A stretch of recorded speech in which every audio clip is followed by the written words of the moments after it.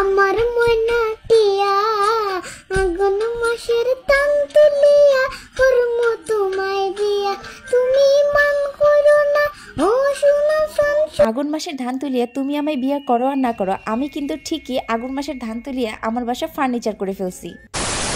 Hello জনগণ, কেমন আছেন সবাই? সবাইকে ওয়েলকাম করছি আজকে নতুন ভিডিওতে। আমি এলাম আপনাদের দিনাজপুর আফা। প্রত্যেকটি মেয়ের জীবনে ছোট্টবেলা থেকে একটা স্বপ্ন থাকে, আমার নিজস্ব একটা বাড়ি হোক, বাড়ির প্রত্যেকটি কর্নার সাজানো থাকুক একদম আমার মনের মতো করে, আর বাসায় খাট থেকে শুরু করে প্রত্যেকটি ফার্নিচার যেন হয় আমার পছন্দের। তো আমি যেহেতু এখন পার্মানেন্টলি ঢাকায় শিফট করে গিয়েছি, তো আমার ফার্নিচার বলতে এখন ভাই কিছুই নাই। কিছু নাই বললে তো আর সব বিষয় থেকে পার পেয়ে যাবো না। এখন আস্তে আস্তে আমাকে বাসার প্রত্যেকটা জিনিস করতে হবে, ফার্নিচার থেকে শুরু করে টুকিটাকি সবকিছুই। তো আপনারা মোটামুটি সবাই জানেন যে আমি ছোটখাটো একটা বিজনেস করি, তো বিজনেস পারপাসে এখন আমাকে পার্মানেন্টলি ঢাকায় থাকতে হচ্ছে, কারণ আমি আমার বিজনেসে যে অপরচুনিটিগুলো চাচ্ছিলাম সেটা আমার গ্রাম থেকে কখনোই পসিবল হচ্ছিল না।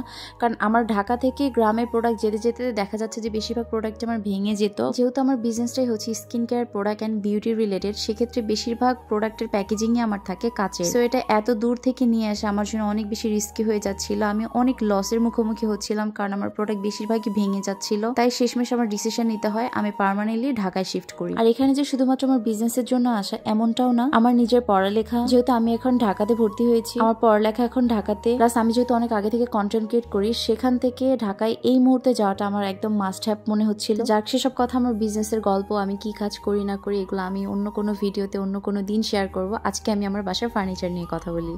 এই যে ফার্নিচারটা দেখছো, এটা হয়তো অনেকের কাছে অনেক নর্মাল মনে হতে পারে, কিছুই না মনে হতে পারে, বাট এটা বলতে পারো আমার কাছে একটা ড্রিম ফার্নিচার। আমার বলতে পারো এটা অনেক দিনের ইচ্ছা ছিল যে যদি কখনো আমার সময় সুযোগ দুটো আসে একসাথে, তাহলে আমি ঠিক এইরকম একটা ফার্নিচার বানাবো। এই ফার্নিচার গুলোর হয়তো অনেক কালার অনেক জায়গায় তোমরা দেখেছো, বটল গ্রিন, সি গ্রিন, এটা হচ্ছে বেশি ফেমাস ছিল এই ফার্নিচারের মধ্যে। বাট আমার কাছে মনে হয়েছে যে আমি একটু ইউনিক নিব। হয়তো তোমরা ফার্স্ট আমি এই ফার্নিচারের এই কালারটা দেখছো, কারণ এটা ছিল আমার নিজস্ব বলতে পারো একদম একটা কালার, যেটা আমি পার্পল কালার দিয়েছি। দোকানদার সব আমাকে বারবার করে বলছিল যে আপনি কি চিন্তা করেছেন এই কালারটা যে নিচ্ছেন, আপনি কি একটু ভেবে দেখেছেন কেমন দেখা যাবে কেমন দেখা যাবে না, কারণ এই কালারটা আজ পর্যন্ত কিন্তু কেউ নেয়নি। এই ভিডিওটা হচ্ছে আমার প্রথমে ঢাকায় এসেই যখন আমি ফার্নিচার গুলো বানাই তখনকার, বাট সময়ের অভাবে আমি এই ভিডিওটা কারোর সাথে শেয়ার করতে পারিনি। ভিডিও শেয়ার করতে না পারলেও আমি কিন্তু এই ফার্নিচারের সামনে বা এই ফার্নিচারে কিন্তু আমি অনেক ভিডিও করেছি, আমার প্রোডাক্টের প্রমোশন করেছি, টিকটক করেছি। তারপর থেকে ভাই বিশ্বাস করবো না, ফার্নিচারের এই কালারটা একদম ভাইরাল হয়ে গিয়েছে। মানে আমি এখন বেশিরভাগ মানুষকেই দেখছি যারা কিনা সেম ডিজাইনে সেম কালারটা দিচ্ছে। মানে যে ইউনিকের জন্য ফার্নিচার গুলো বানালাম, যে